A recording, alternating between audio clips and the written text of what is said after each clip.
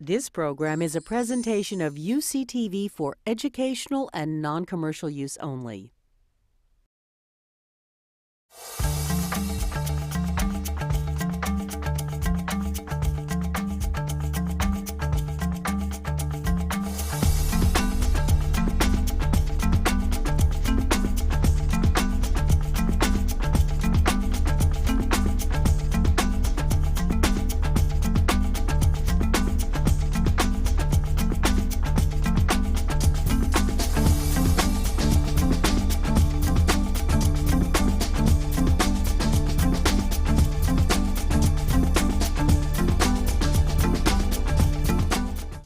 We have three great panelists to pick up your questions.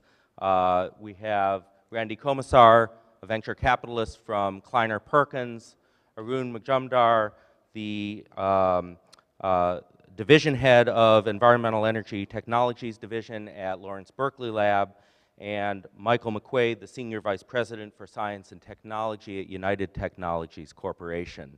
And this session is going to be moderated by Emmy Award-winning news anchor Forrest Sawyer, who's kindly joined us for this. Thank you, everybody. Thank you, Dan. So I know this is a very sophisticated audience, but I'd just like to find out who we're talking to. How many think that climate change is a significant, real problem and we have to start dealing with it yesterday? Okay, how many think that it's a, well, yeah, it's a problem, but we ought to deal with it down the road? We got plenty of time. Okay, how many think that this is a conspiracy cooked up by Al Gore and those other guys to take your money and put it in a Cayman bank? Okay. That's where we are. It's lonely up here, isn't it? You're going to have to leave, sir. Oh, you know, I am going to fight for you. I make solar cells, so I've been waiting a long time. I see, so it's just depression talking. I had an occasion to go to the Arctic Circle with a guy named Ron Prinn and talk with him for a very long time. And I learned a lot about climate models. There are 21 great computer models out there, and they do a fair job trying to model chaotic systems. And certainly the MIT Center for Global Change Science, which is Ron Prinn's model, is one of the best.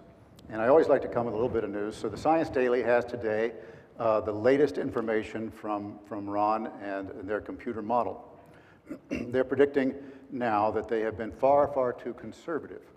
And they're saying that by 2100, 91 years from now, they've got a median probability of 5.2 degrees centigrade global change.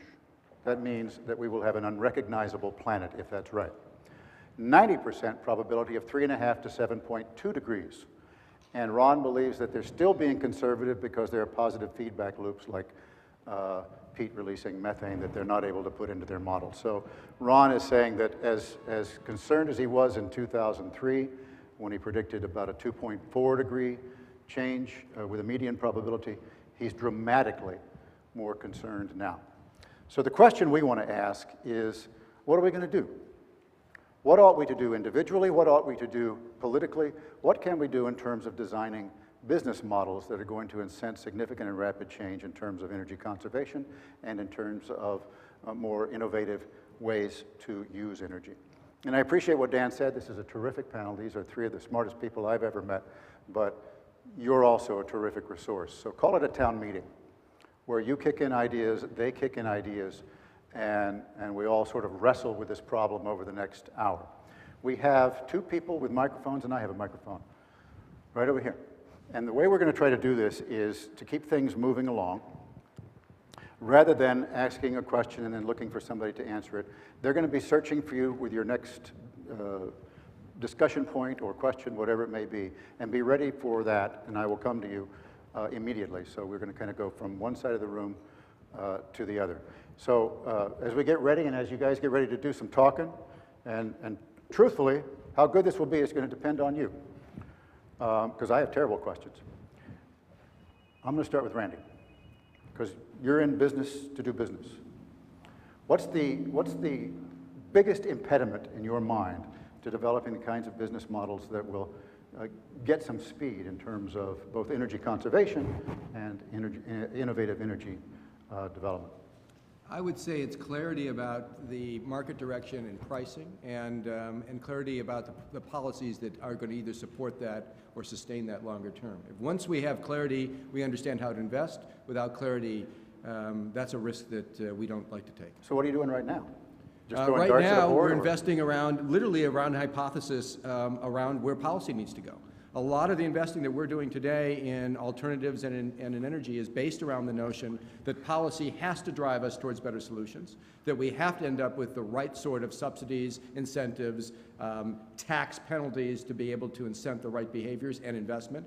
And we're in a venture business, so we invest in anticipation, and we're investing in anticipation of those. If those don't happen the way that we predict they're going to happen, it will lead to a large retrenchment in the number of dollars being invested.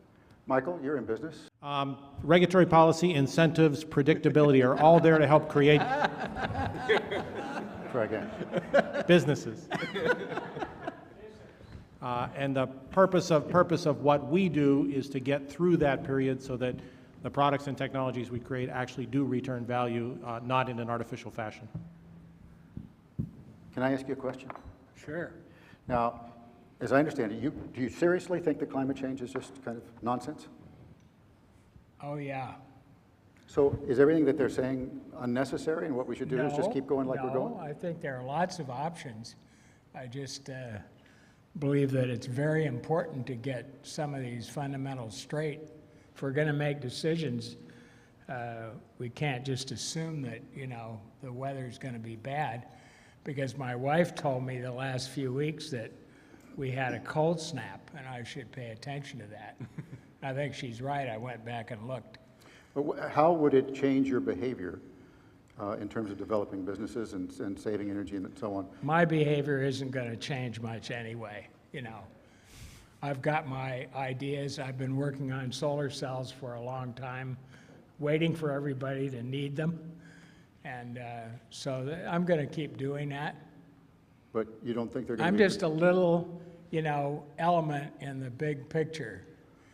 And it takes a lot of guys like me, mechanical engineers, to go do something. And planners can, talk about it, figure it out, argue over it. Politicians, we know what they do. And there's the problem, Arun. There are an awful lot of people who have been working this. I was with some wind energy folks a few weeks ago, and they're concerned about whether the subsidies that they need, even to stay in business, are going to go away now. All the people who've been working in alternative energies are struggling, and oil prices are down. So how do you get people to pay attention? And, why should they? Well, I think there are multiple approaches, multiple reasons. At least to me, it seems like this is very early stage for this industry. We have to, in words that I've learned over the last few years, turn the Titanic around so that it doesn't hit the iceberg or it may graze the iceberg. And during this time, there's a lot of nurturing that's required for industries. And with incentives, with tax incentives and others, if you could do that, I think that'll be in the interest of the nation and the world to do it. I'm not a business guy, so I won't talk of the business side, but I certainly talk about the science and technology and the education side. There is tremendous work to be done in making solar cells, as we heard today, cheaper and scalable. There's a scale issue out here, which is not often appreciated. There are issues about buildings. How do you reduce energy consumption in buildings at scale? 50% reduction in existing buildings. How do you make batteries? We don't have a battery infrastructure in this country, and we are buying from international groups and companies and countries. And if you turn into transportation based on batteries, we will be importing again. And we need a battery infrastructure, and for that it's materials and science and understanding. So there are lots of scientific issues, and frankly, right now, in terms of hiring people, I like to hire students and postdocs, grad students and postdocs, they're very interested in energy, but if I want to hire them after graduation, there's not much of a pool out there who understand in depth and breadth the science and engineering and policies and issues of engineering. So there's a lot of work to be done, and I'm hoping there'll be some nurturing of this over the next decade. The good news is, Arun, a lot of the people who are going into the financial industry are now going to be talking to you. Well, I hope so. Sir. What do you think the tax should be on gasoline in the United States? The tax on, Gasoline. what should it be at? Yeah. Well, it's an interesting conversation because during the Bush administration, when we met with the secretary and undersecretaries at DOE, we had long conversations about their investment strategy, and the elephant in the room at the end was gasoline prices. And nobody would talk about it, and I asked the question, what is the policy around a OPEC response to the way they responded at the end of the 70s with a significant reduction in the barrel of oil? What's our response? None of the investment strategies, none of the policy strategies that you have today would live 6 months through a $30 a barrel price. And the answer was, we're terrified of it. We're terrified of it because we realized it could set us back the way it did at the end of the 70s. You know, I look around the room, there are many of you who lived through the 70s with me, and the reality was at that time there was a tremendous amount of consciousness about energy dependence. OPEC had, for the first time, exercised its muscle, and we felt it. And there was a lot of policy changes in the works that would have created a lot more energy independence for us as a nation at this point. That died very, very quickly as the president who wore cardigans in the White House was ushered out. And that problem is a problem that we face today. And so indirectly, so to your gasoline price, I believe we need to tax gasoline to a minimum price. We need a range that we understand is the range that provides an investable range, both for the automobile companies, for the alternative energy companies, for battery companies. And I think as a policy, we need to tax to keep oil in that range. We can reduce the tax if oil naturally occurs in that range, but we need to strike a range that we agree that gasoline prices are going to be in. And we need to enforce that in some fashion or another with taxes. That's my belief. I'm going to come to you in a moment, but I'm going to preempt you. For Mr. Nagola's 7th grade science class in Oxnard, California, who is listening to this now, hi guys. The question is, why doesn't our government move more quickly to implement already available technology? Arun, what are they doing in Washington? Well, I don't know exactly what they're doing in Washington, but It's okay, they don't need it. they're doing a lot of things, though. I mean, I think the pace that this administration is moving is fairly astonishing. And existing technologies, well, in the energy efficiency, let me just talk about energy efficiency area. The price of electricity is actually quite low. If you ask the people around here, how much do you pay for a utility bill, and what fraction of it is of your income?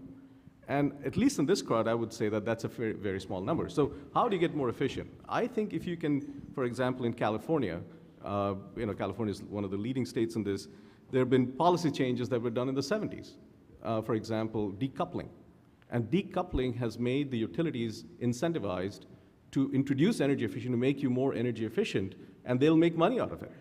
And I think only about 10 or 11 states have done that. We need a federal policy to do that, so that now we can get the whole nation moving in the direction of energy efficiency. That would be a wonderful thing to do. I feel you dodged my question. Anybody want to take the question on? The 7th grade class would like to know why Washington's sitting there like a lox. You guys, Michael? I'll be happy to. Randy, I knew you would. I'll be happy to take the question on. The amount of special interests in Washington that are energized around this issue on both sides is second to none in policy issues in the United States today. And Washington, I think, comes to a complete standstill when you can throw up the inconsequential data that creates doubt. And if we see the campaigns that have gone on, against what we think about is, I think, is general consensus now that humans do impact global warming, the campaigns that have gone on against those sorts of scientific insights have just generally been ones of creating FUD, fear and doubt. And so in Washington today, fear and doubt carry a lot of weight in the lobbies.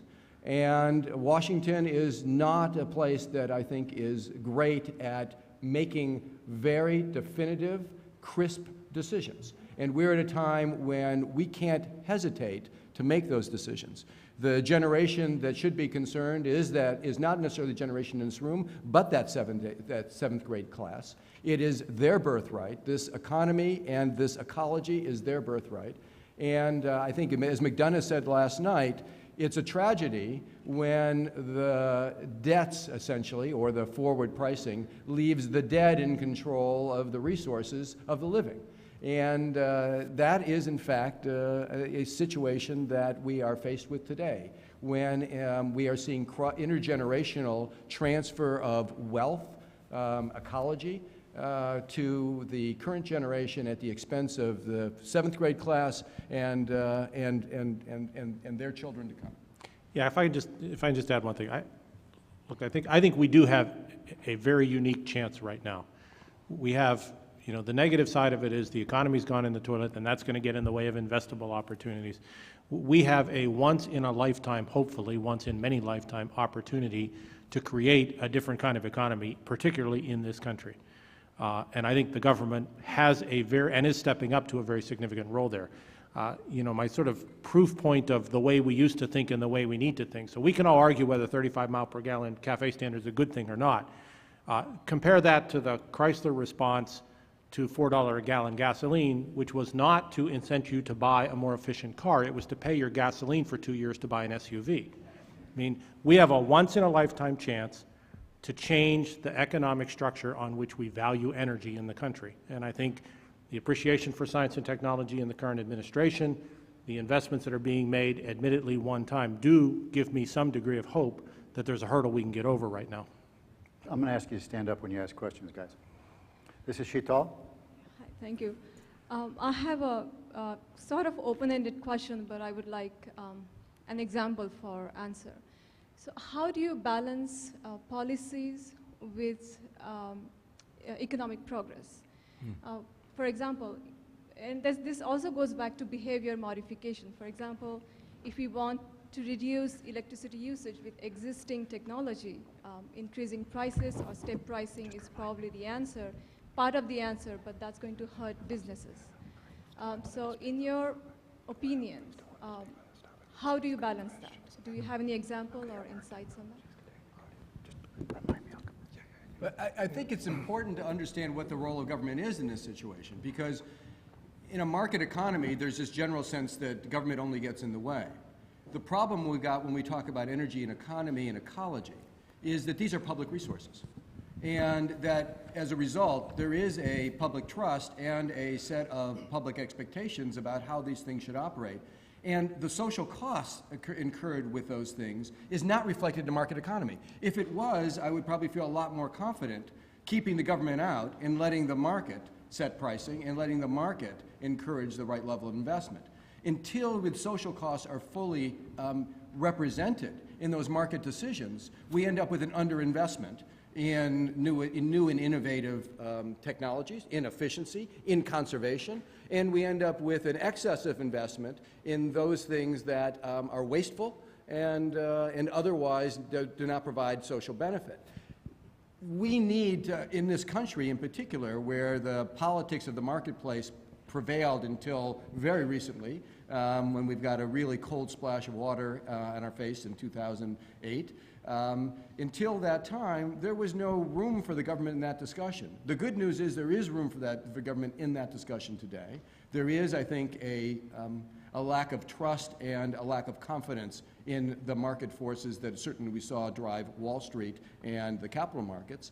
Those same problems occur in other parts of the market economy, not just in the capital markets. And we need the government to take a position that allows us to bring those social costs into the equation. Okay, let me ask you to rise and identify yourselves, since it's a distinguished audience. Yeah, my name is John Lathrop. I'm from Lawrence Livermore Lab, and one of the things we're Were doing... you planted here by Arun? Pardon what? Were you planted here by Arun? No, All right. not at all. And I understand there's somebody on the panel from a competitor lab, but I won't mention that again. We have a consortium, and it's the climate modelers and the energy system modelers, and are working with some electric utilities. And so we come up with this idea with this one utility, which I won't name. Gee, you'll need to move this plant to another place, and you'll need to move it in maybe 2030 or 2050. We're not sure yet, but our models are tracking it, and it's a probabilistic thing. And they look at us and they say, well, thank you, Lawrence Livermore, but we have to go in front of a PUC. We have to work in a governmental and a regulatory environment that doesn't think in terms of 20 years, 50 years, and probabilities. So we have to ask the PUC to spend this several $100 million of the ratepayers' money based on this probabilistic 20 to 40-year projection. How do we get the PUCs and the government's minds wrapped around this much longer term and probabilistic sort of decision making? And let me add, it's not only the PUC, it's corporations that have to think in 3-month terms. Right. It's every quarter you've got to step up to the plate. Yeah, and I think there's a corollary issue here too, which is, we have, so look, in the science side, we deal with multi-scale phenomena. We have too many timescales here that are irrelevant to the problem, right? I mean, one of the challenges we have of people getting their arms around 450 part per million CO2 equivalent is that you don't see that on a day-to-day basis, right? So the question is, how do we create a series of interim goals which have recognizable performance associated with them, that have recognizable goals and standards, and for which the attainment of those has a measurable influence on people's lives?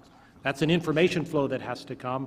That's a connection between the impact of CO2 in the economy of the country, the impact of CO2 in the healthcare of the country, and the impact of CO2, as an example, or energy availability on the energy security of the country. It's incumbent. That is, in my opinion, that is a role government can and should play, is how do you bridge time frames that are beyond what an individual or an individual company is going to think. I would say I'm optimistic about this one, because the PUCs, I agree with you, in the past have looked at short-term, but if you now look at the strategic plan that Diane Grunick talked about yesterday, that is a 2030 plan, and that is about how to get efficiencies. They've got a loading order in efficiency and renewables, et cetera, and I think it's a very bold plan, and it's in the right direction. So I'm hoping that that's the model that the rest of the nation will follow as well. I'm optimistic. I have here Charles Kolstad, who is the chairman of the UCSB Economics Department and who feels a deep personal responsibility for the recession.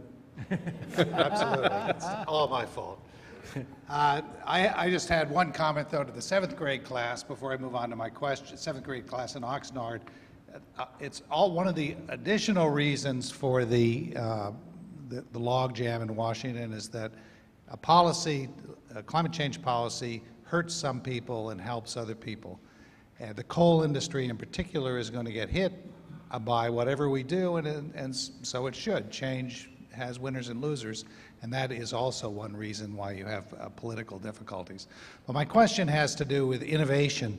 Everybody, many people in this room are innovators at the cutting edge. We've heard a lot about it today, and people on the panel.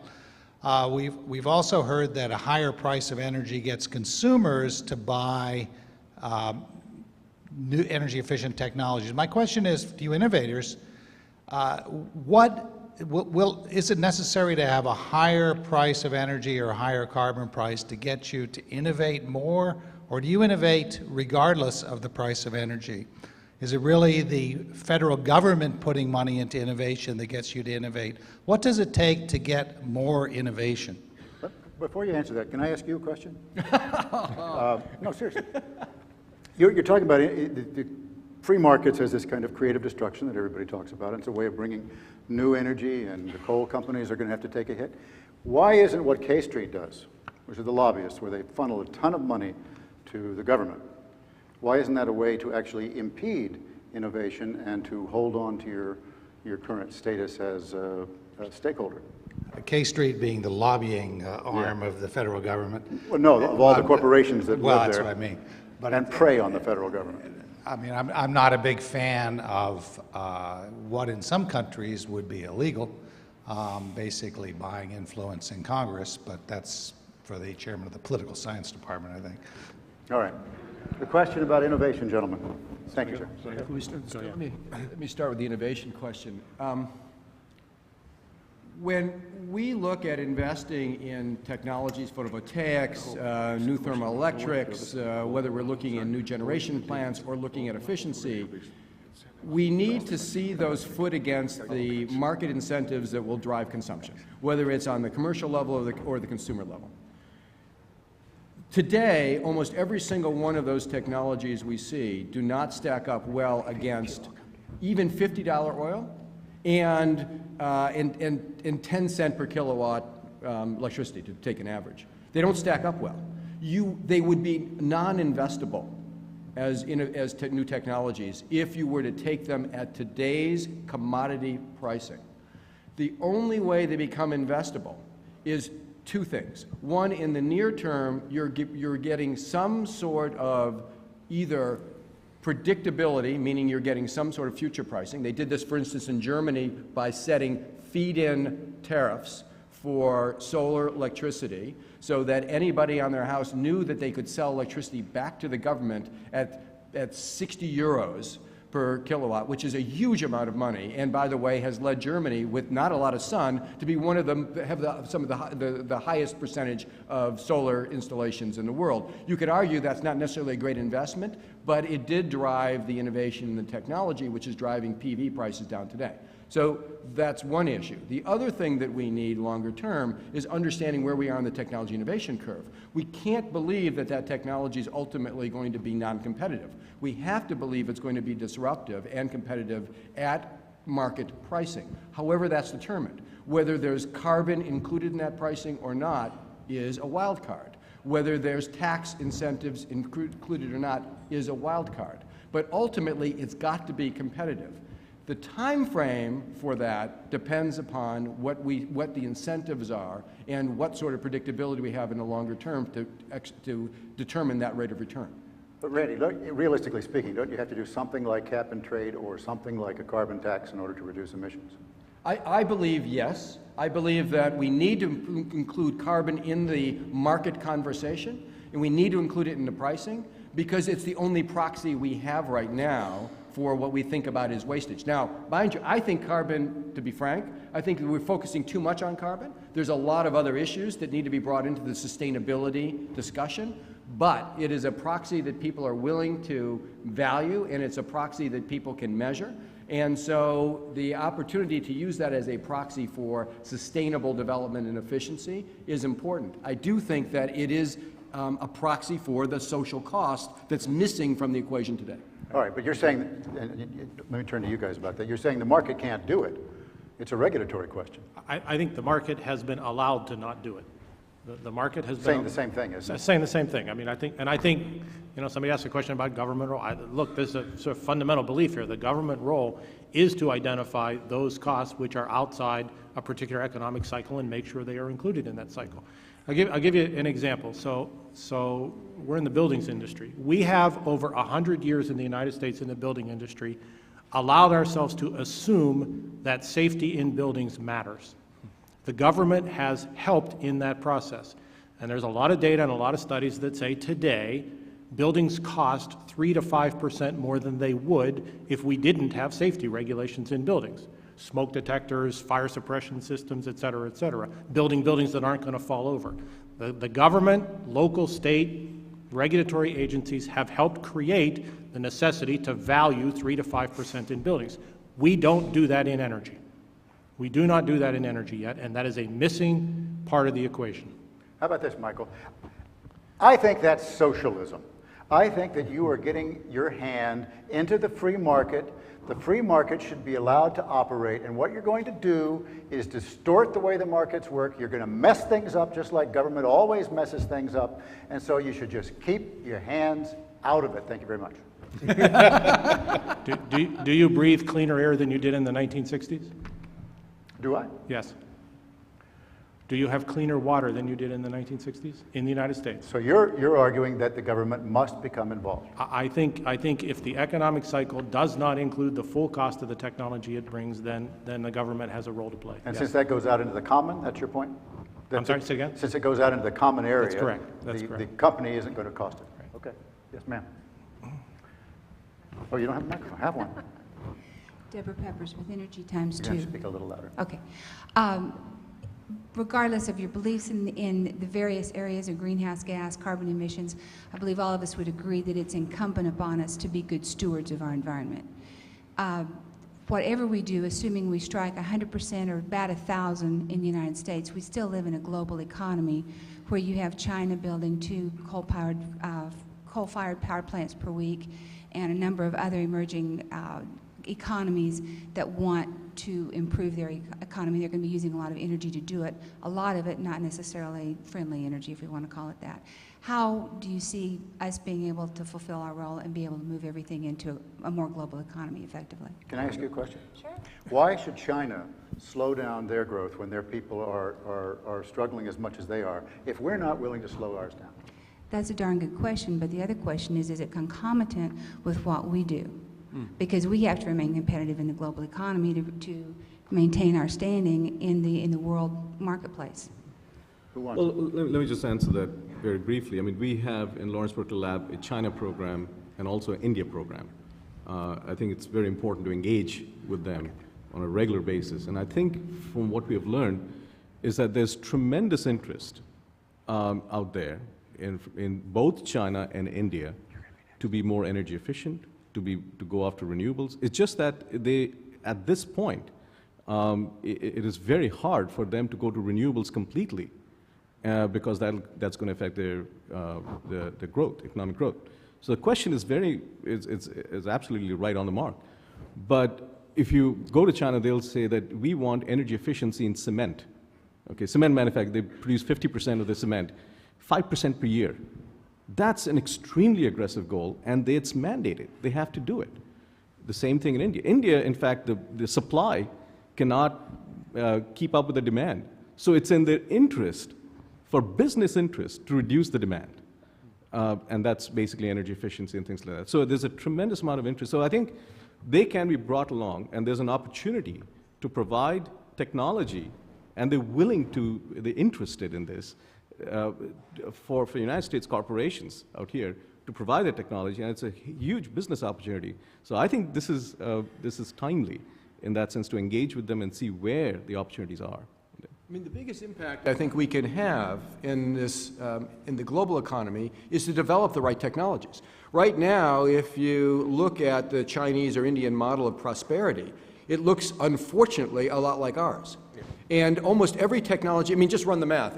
If 6% of the world's population is consuming 20+% of the world's resources, it doesn't work. It just doesn't work. You just can't get from here to there. As prosperity rises, the middle class rises, hopefully around the world. And that's what we want. So if that's what we want, we have to come up with a better plan for that. And the better plan has to be that we need better technologies. It can't be our old technologies. Our old technologies are wasteful. We have to come up with better technologies. They have to be exportable technologies. It's our job to innovate those technologies, not just for ourselves, but to make sure that 4 billion other people, as they approach a middle-class lifestyle and consume middle-class goods and energy, have better models for doing that. So if anything, it is really, I think, our responsibility, not just our birthright, to develop those technologies so that the rest of the world can achieve prosperity without having to go to our wasteful models. Yeah, I had a good friend one time who told me that, the best way to be an evangelist, or the necessary condition to be an evangelist, is to be right. And I think it's crucial for us to demonstrate that, both from a technology point of view and from sort of a societal point of view, that we can manage the energy efficiency and energy productivity of the United States in a way that is a transferable model. The global economy will take care of itself, I think, if we have a chance to demonstrate that there are solutions that apply. But to be at, a factor of 4 higher than 80% of the world population in the energy density or energy density per consumer, and then to say it's somebody else's problem, I think is a disingenuous place to be. So I'm going to make one of you king of the world. I guess that makes me emperor or something. That's Arun. You believe that climate change is a problem. You have a big pot of money to throw at it. how are you going to divide it between mitigation and adaptation by percentage? Oh, boy. Well, I'll tell you, I mean, you've touched on a really important issue, and I think it's, I don't know if it's been discussed at any of the earlier sessions, but as we were talking earlier with Forrest, there was this question asked, are we pessimistic or optimistic? The notion being, have we crossed a line now in our environment where we can no longer get control of what we think about as global warming and other sustainability issues? And I will tell you that I've examined this question as an investor and come out as what I think is a realist who is positive. I wouldn't call myself optimistic. And the realism is, I think we may very well have crossed the line. I think there's a reasonable chance that given where we are today, if we haven't crossed the line, our political institutions are unlikely to keep us from crossing the line in the very near future. And as a result, the notion that we're somehow going to keep ourselves from entering into the danger zone, and however that's defined on global warming, I don't think that's a realistic prospect anymore. I think it's very hard to put numbers. I mean, if you say 10%, 20%, you'll always be wrong. But I think it is a question of really moving the Titanic off the iceberg. And that will be, you will have to do many, many things. And each one is necessary, but not sufficient. And mitigation, absolutely, we have to start, and I think the data is suggesting that we are worse off than the IPCC predictions, et cetera. So we have to worry about mitigation. But this is the time, I believe, to innovate in science and technology, as well as align the policies to pull the science and the technology innovations into the market and to change the ship, to turn the ship around. So I don't want to put numbers. I mean, I think that would be meaningless to do it right now. But someone in Washington ought to do that. 50, 25, 25. Perfect. If I had a bucket of money and I was king of the world, I would spend 25% of the money now on mitigation for the future, developing the early stage technology base that we need. I'd spend 25% of the money on optimizing the current energy sources and infrastructure we have, and I'd spend 50% of the money on new energy and energy efficiency. Let me just pursue what you said about crossing the line, because there are a lot of climatologists, as you know, Randy, who are saying that somewhere out there is a dragon, right. And that's where it becomes a positive feedback loop. You're not going to do anything about it. It's going to start feeding on itself, because the oceans are going to, all that. Right.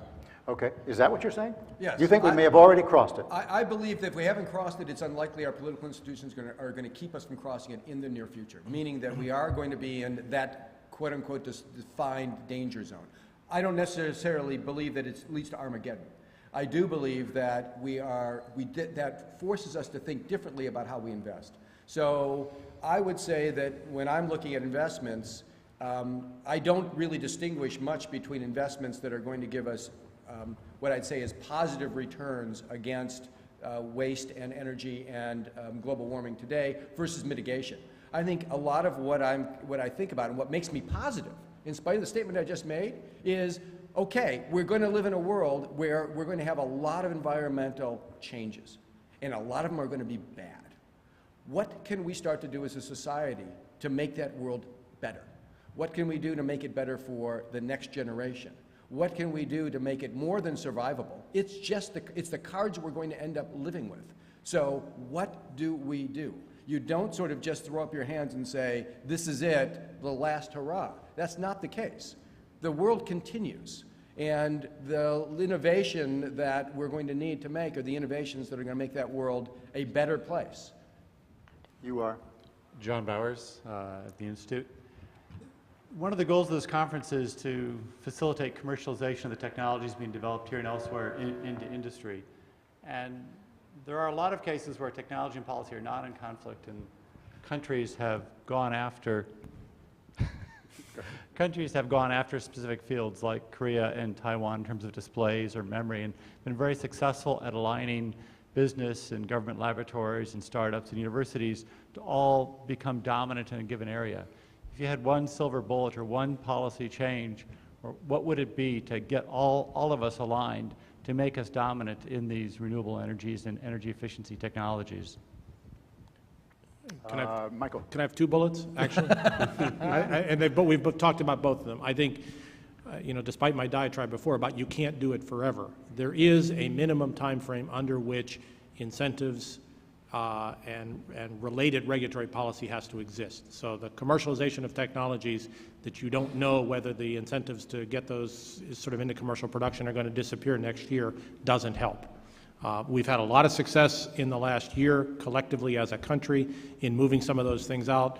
Those of us who have some interest in fuel cells, we went from an every 1 or every 2 year renewal of the fuel cell incentive credits to an 8-year credit. Those are the kind of things that are necessary. So my first bullet is sort of stable incentive and investment policy.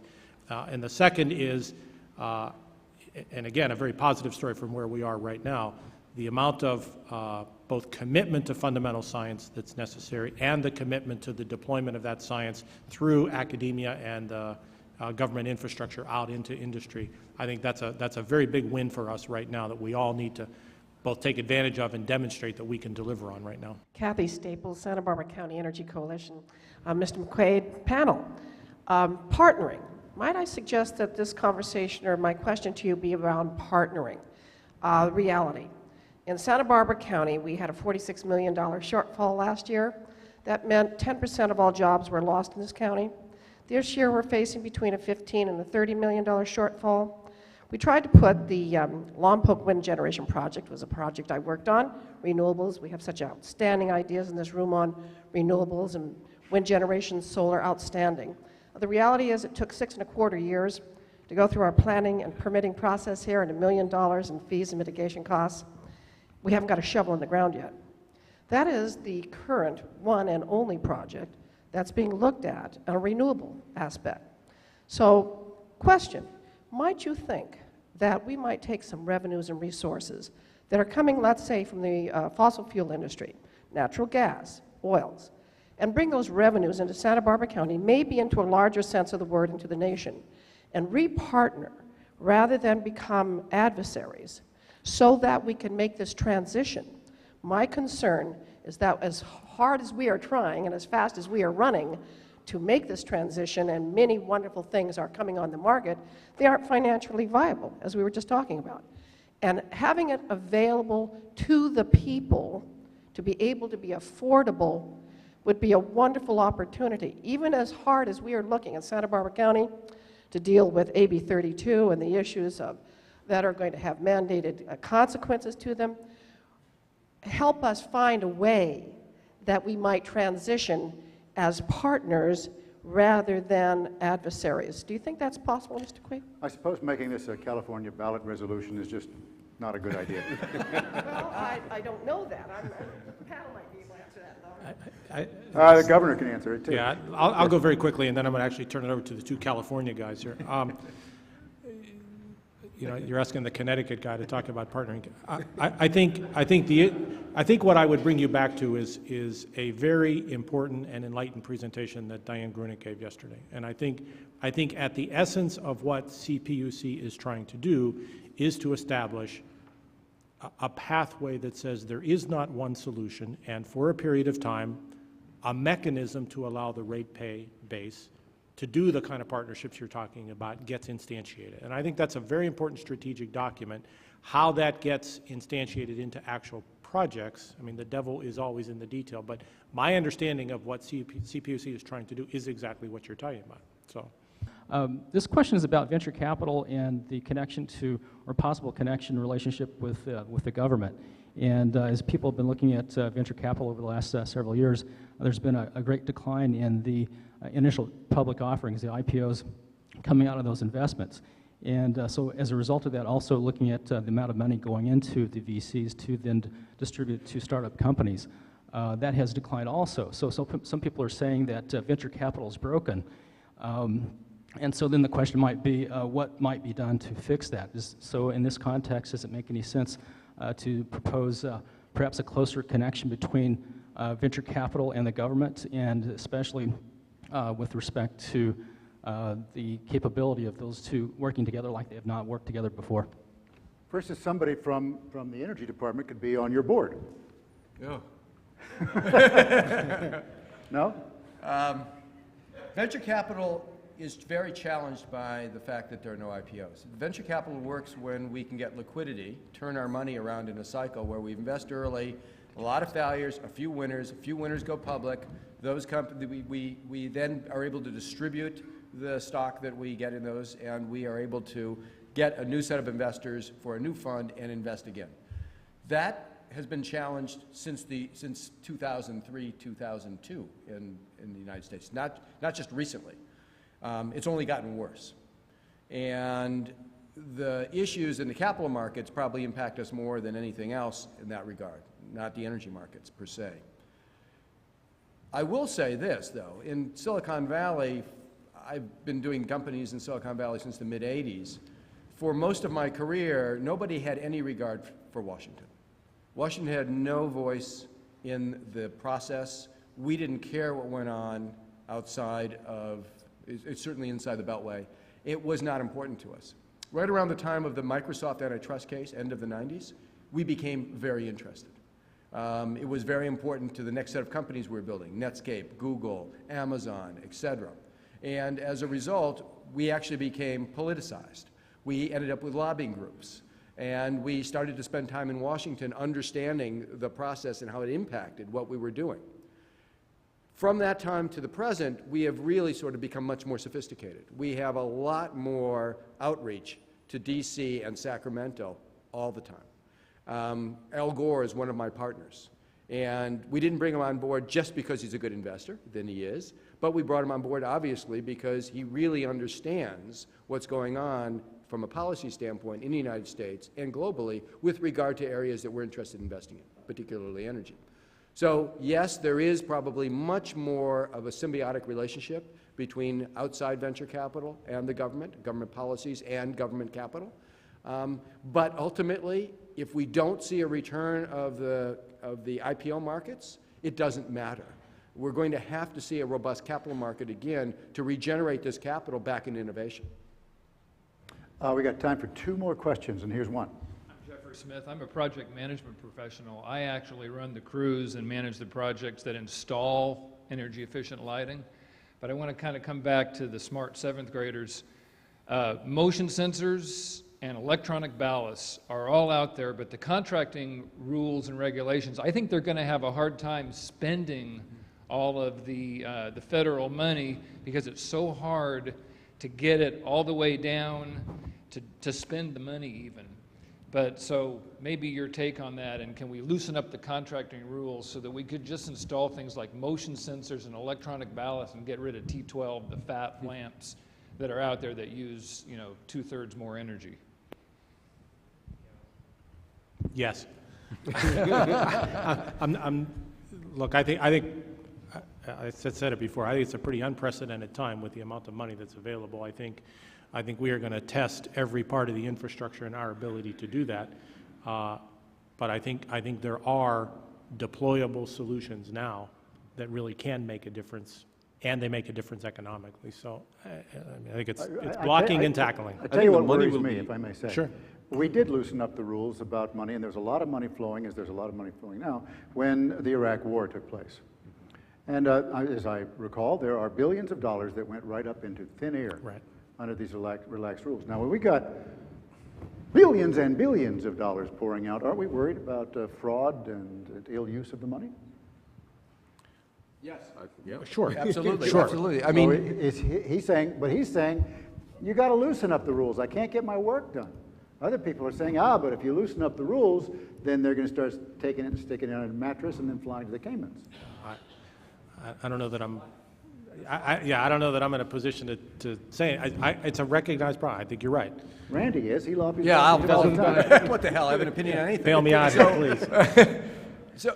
But I do think that the system needs to be lossy at this point. And what I mean by that is we can't tighten it down so much that we're worried about every dollar being spent efficiently. We should police fraud. We should make sure that regulators have the ability to police fraud better. What happened to capital markets last year should have been a good warning around that. So we need to make sure that we don't dismantle our regulatory bodies that can actually pursue the bad guys in the situations where they are making a big difference. But the system needs to be lossy for us to be able to move faster. We're going to invest some money inefficiently. We can't worry about every marginal dollar. We just got to hope that the bulk of those dollars make a difference fast. We don't have a lot of time.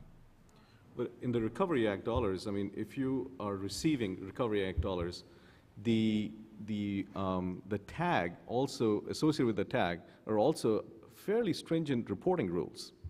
And so I think, you know, that's obviously designed to reduce the fraud and things like that. My worry is actually not whether the money will be spent. The question is timing, because the idea is to spend it in a short enough time to be able to stimulate the economy. And whether that will happen in a timely fashion is something of concern. Chris Goodeman, Innovative Microtechnology here in Goleta.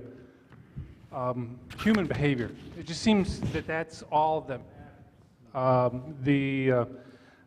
we're setting goals for 2020, 2030, 2050 right now. That's great, but the people in office are going to, you know, the policy is going to change a dozen times between now and then. Is there a way to invest in human behavior? Maybe to change it. I'm not optimistic there either. It takes 50,000 years for a mutation to be adapted into the genome. So we're hardwired the way we are, and we're going to be that way when the year 2050 rolls by. Is there a way to invest in human behavior and make it work for the technologies?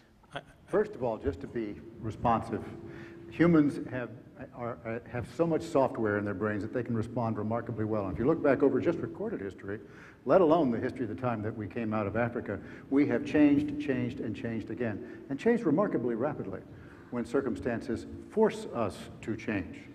We are not inclined to change just because it's there, but when we are presented with problems, humans are about as capable of changing quickly as any living thing. In fact, they are. Except for E. coli, which is particularly bad. I'll give you a quick answer and then let the guys here have the last word. So I don't want to be negative on it, but I don't think people change human behavior just because we tell them to. I mean, I think you've got this sort of 500,000 years of DNA. I got 100 years of energy that's free. And I think that's a huge impediment to just think people are going to change because we tell them to. I think people are going to change because other solutions become technologically and economically more viable to do that. That's a question of taking a technology road that invents and delivers and deploys technology that's efficient and economically viable, and there is a role for recognizing the true cost of alternatives. I think there's value in understanding why people do what they do. I don't spend a lot of time hoping that we're going to get up and just say, let's convince people to do the right thing because it's the right thing to do. Okay, let me just frame it for you two both to answer this gentleman's question, Chris's question. How can you see all of us changing our behaviors sufficiently and quickly enough to be able to at least mitigate the strong impacts of the winds of change that are coming toward us? How do you see that happening? Well, I don't know. I don't have a silver bullet for that. But I think if I look at people changing their behavior in the United States, perhaps a successful campaign has been against cigarettes. And that's harmful to the health. And it has been pointed out in no uncertain terms how harmful it could be. I'm thinking real time right now. That perhaps some sort of campaign of how harmful it will be to the personal health is perhaps a way to do it. I don't know. I don't know the answer. Marketing, you're saying? Marketing, yeah, absolutely. And that has, you know, people have reduced the number of people who smoke have reduced significantly. And over a span of what, 15, 20 years, right? So Randy, that gives you the last word of the panel discussion. I think Phillips Morris was actually one of the best performing stocks in the last 6 months, unfortunately. So it does go to some notion of what happened to cigarettes, which I think the behavior's changed, not because there was a warning on the package as big as the whole package basically saying this will kill you, but because we raised the tax on it by $1 and $1.50 and $2. So it got really expensive. The problem with changing human behavior around energy is, I think, built around the infrastructures. The reality is, if we want to change our behaviors tomorrow around transportation, we can't. We live in the suburbs. If we want to change our behaviors tomorrow around how we consume energy in our homes, we can't. We have to rebuild our homes. And so the process of changing behaviors has to take into consideration these infrastructures that are going to have to change as well. I'm optimistic in the sense that we have a whole bunch of new people and new behaviors coming online. We have them coming online in China. We have them coming online in India. We have a new generation coming online here and in Western Europe. They are going to be the most likely to change their behaviors because they don't have behaviors to change. They are growing into new behaviors. Those are the ones we're going to influence the most. These 7th graders are really our future. The opportunity for them to understand and treat energy differently is really important. But none of that is going to happen, I believe, unless we create the right incentives and the right sort of cues in our daily behaviors around energy. Pricing it right, giving good indications of how it's being used and when it's being used, giving people tools to be able to do that seamlessly within their current behaviors. We actually do have a set of innovations out there that I think is going to make this more possible. And it's outside of energy. It's on the social side. What's happening on the internet today in social networking, you know, names that some of you may know or not know, whether it's Facebook or Twitter, these things we can smirk at. They are the tools of another generation that is using that to share information, to share ideas, and to create what I see as real grassroots political will. I mean, before we get too down on ourselves, we elected last year a black president who came out of an Ivy League education into the White House. That is a phenomena, and that phenomena was largely driven by a new set of social tools and interaction communications that led to a grassroots initiative that made that happen. That should give us some hope that with the right guidance and the right information, the generation behind us, the generation coming up in these other areas that are starting to make these decisions, that they will make different decisions and better decisions than we made. Ladies and gentlemen, thank you for a fascinating discussion. Please thank the panel.